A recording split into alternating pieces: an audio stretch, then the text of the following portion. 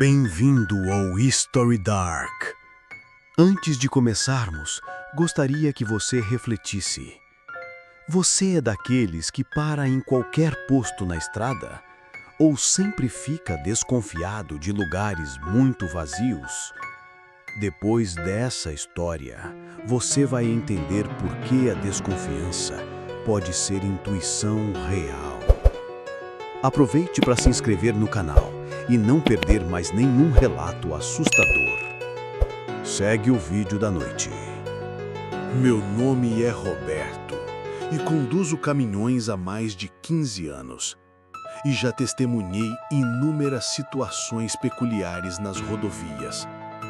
Indivíduos excêntricos, paradas misteriosas e locais que simplesmente provocam uma inquietação inexplicável. Porém, nada jamais me perturbou tanto quanto os eventos daquela sinistra noite no outono de 2019. Estava transportando uma carga urgente e, devido ao atraso, resolvi fazer uma parada para descanso numa área destinada a caminhoneiros à margem da estrada. Já havia utilizado aquele posto anteriormente. Não era o pior dos lugares, mas sempre despertava em mim uma sensação de desconforto. Meu fiel companheiro canino, Rex, que me acompanhava há anos, ocupava o banco do passageiro farejando o ar noturno com curiosidade. Habitualmente, assim que estacionava, ele se acomodava e adormecia tranquilamente. Naquela noite, contudo, permaneceu em estado de alerta, com as orelhas eretas e rígidas. Deveria ter interpretado aquilo como um presságio. O local apresentava um movimento escasso. Algumas carretas ligadas contra o frio da madrugada, mas algo soava profundamente errado. Reinava um silêncio sepulcral, atípico para uma parada de caminhoneiros.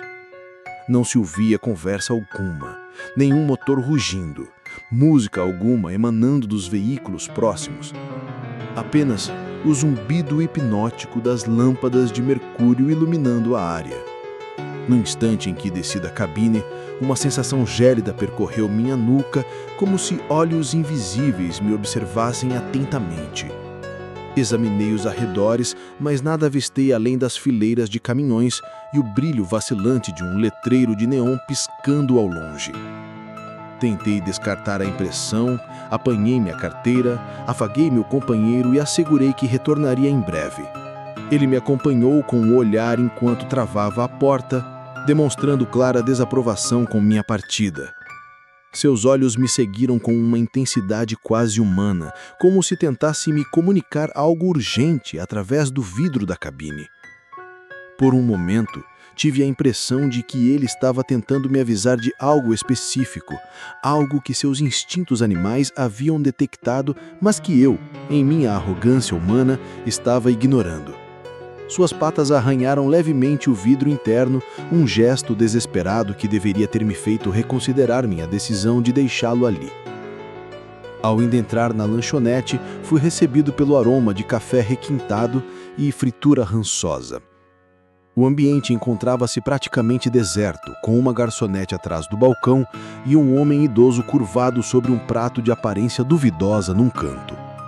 Selecionei um assento próximo à janela e solicitei algo simples, a garçonete sem sequer erguer o olhar. O silêncio era quase opressivo, interrompido apenas pelos sons abafados de um rádio reproduzindo uma melodia nostálgica. O homem no canto parecia não ter se movido sequer 1 milímetro desde minha entrada. Sua postura congelada sobre o prato, como se fosse uma estátua de cera. Ocasionalmente eu ouvia o som metálico de talheres, mas quando olhava em sua direção, ele permanecia imóvel, criando uma dissonância perturbadora entre o que eu ouvia e o que via. Permaneci ali por algum tempo até decidir usar o sanitário. Ausentei-me por não mais que 2 minutos. Quando retornei, tudo parecia igual, mas alguns detalhes não passaram despercebidos. Percebi que todos os talheres haviam sido sutilmente alterados.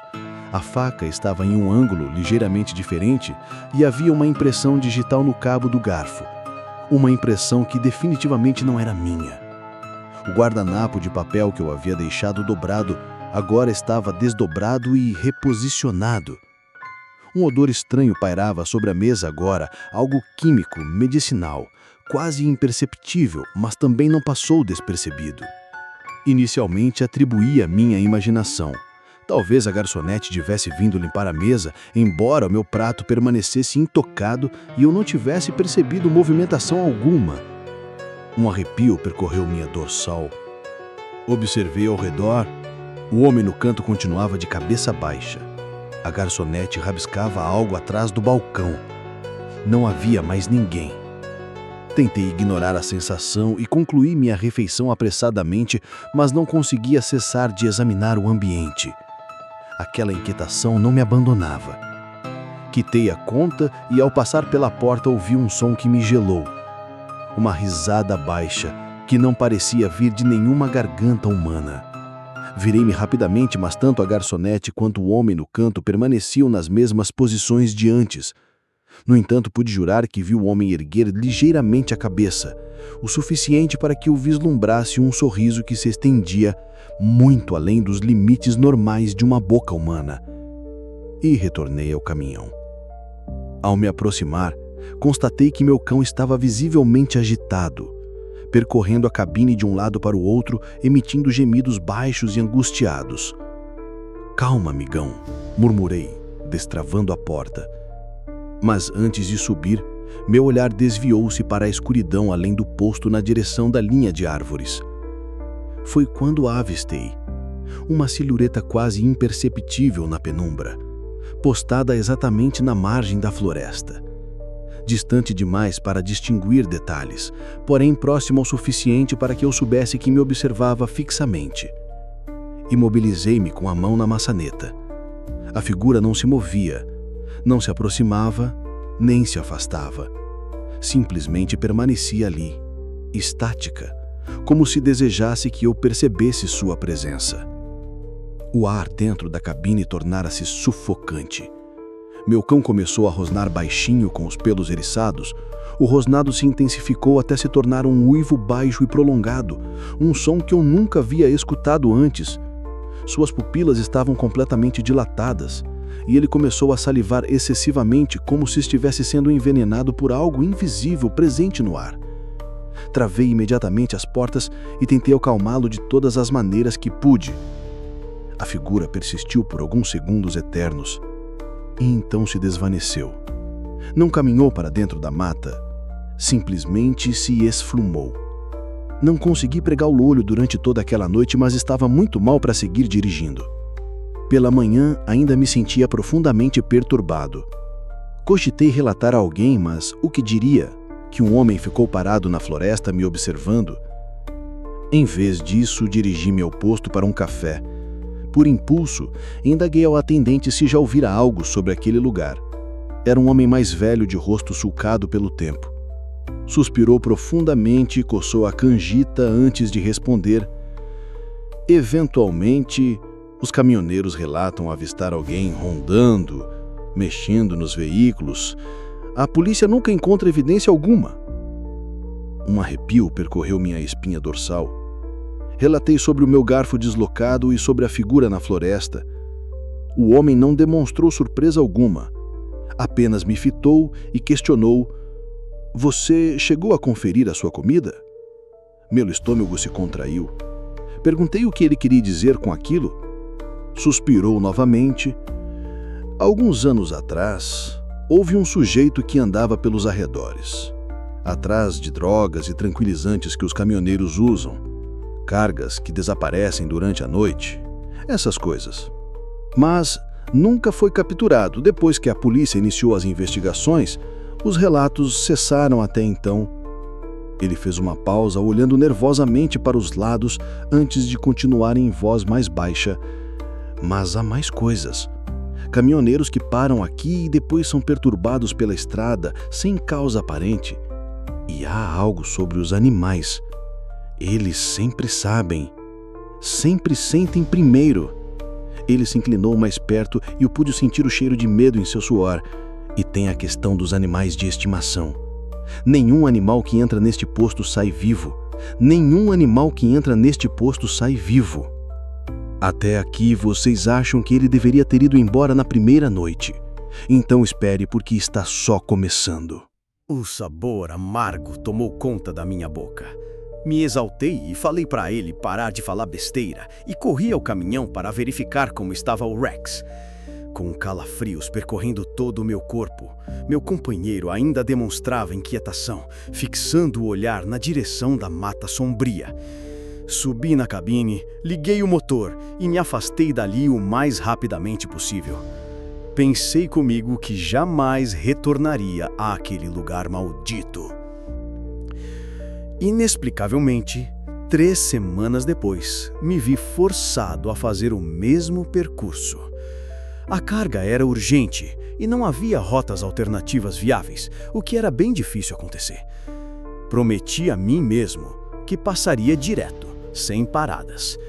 Porém, por volta da meia-noite, uma necessidade fisiológica inadiável me obrigou a parar, como que de propósito, do meu próprio corpo.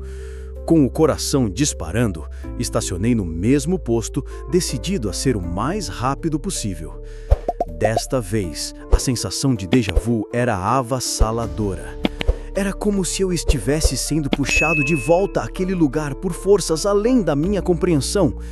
A necessidade fisiológica havia surgido subitamente, de forma quase violenta, como se meu próprio corpo estivesse sendo controlado por uma vontade externa. Durante todo o trajeto até ali, eu havia lutado contra uma sonolência anormal, seguida por períodos de hipervigilância que me deixavam exausto. O posto parecia ainda mais sinistro do que da primeira vez. Havia menos caminhões, como se os outros motoristas soubessem instintivamente evitar aquele lugar.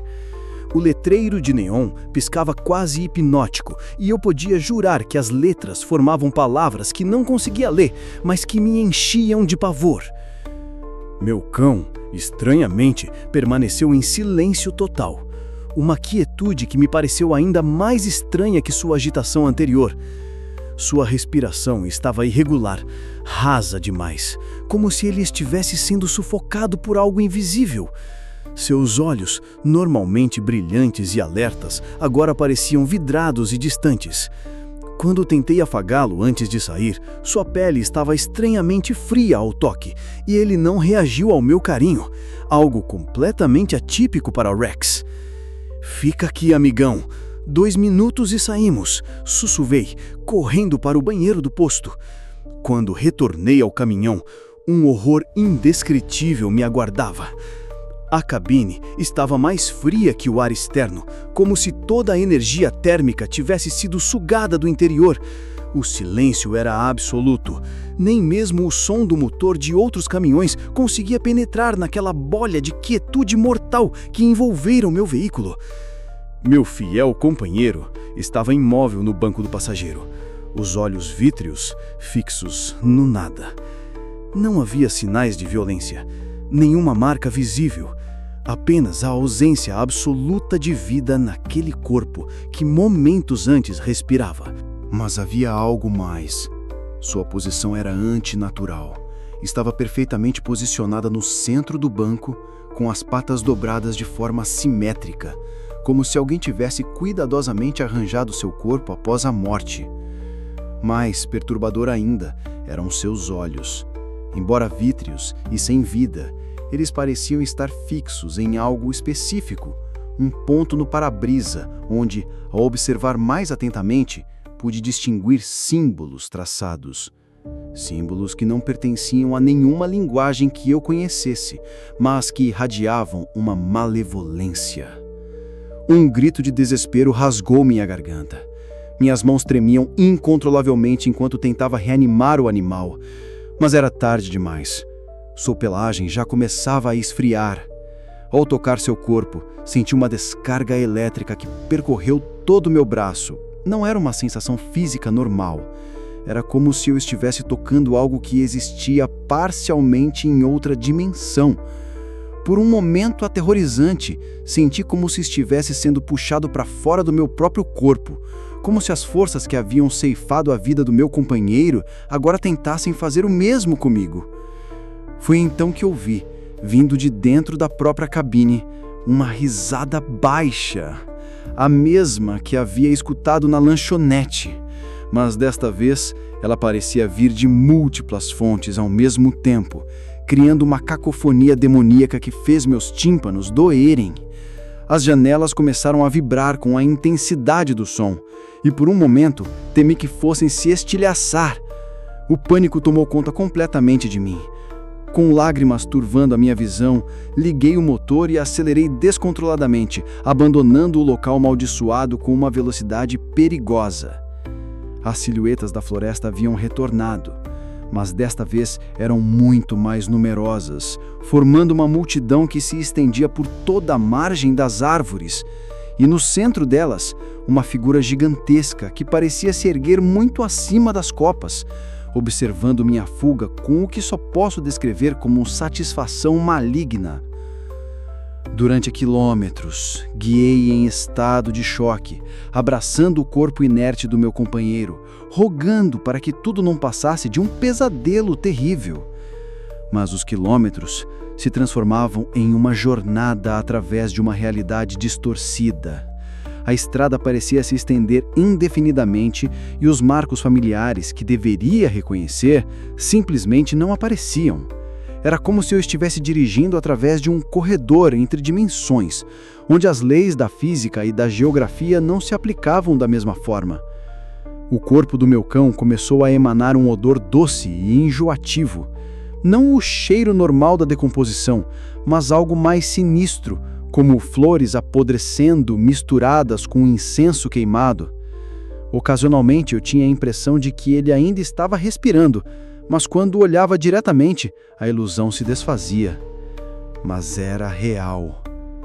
Horrivelmente real. O veterinário que examinou discretamente o corpo do meu companheiro não conseguiu determinar a causa da morte. Não havia toxinas conhecidas no sangue. Nenhum sinal de trauma ou doença. Era como se sua força vital tivesse simplesmente sido extinguida por algo que a ciência moderna não podia entender ou compreender. Nunca descobri o que causou sua morte súbita. Nunca retornei àquele trecho da estrada. E até hoje, nas noites solitárias da rodovia, ainda posso sentir aqueles olhos invisíveis me observando das sombras, esperando pacientemente por uma nova oportunidade. Mas há noites em que a lua é nova e a escuridão é mais profunda, em que sinto uma compulsão quase irresistível de retornar. É como se algo tivesse sido plantado em mim naquele lugar maldito, uma semente de escuridão que cresce lentamente, sussurrando promessas de revelações terríveis, se eu apenas tiver coragem de voltar. E o mais aterrorizante de tudo é que em algum lugar, no fundo da minha mente, eu sei que um dia voltarei. Não por escolha própria, mas porque algumas forças são mais antigas e poderosas que a vontade humana. E quando esse dia chegar, sei que não será apenas o meu fiel companheiro que ficará para trás naquele posto sombrio à margem da realidade. Às vezes, quando estou dirigindo sozinho nas estradas mais escuras, posso ouvir sua voz no vento, não latindo ou ganjando como fazia em vida, mas sussurrando meu nome em uma língua que não deveria existir, me chamando para casa. Se vocês querem mais histórias de estrada assombradas como essa, se inscrevam no canal, deem o like e me contem nos comentários qual foi a situação mais estranha que vocês já passaram dirigindo de madrugada. Até a próxima!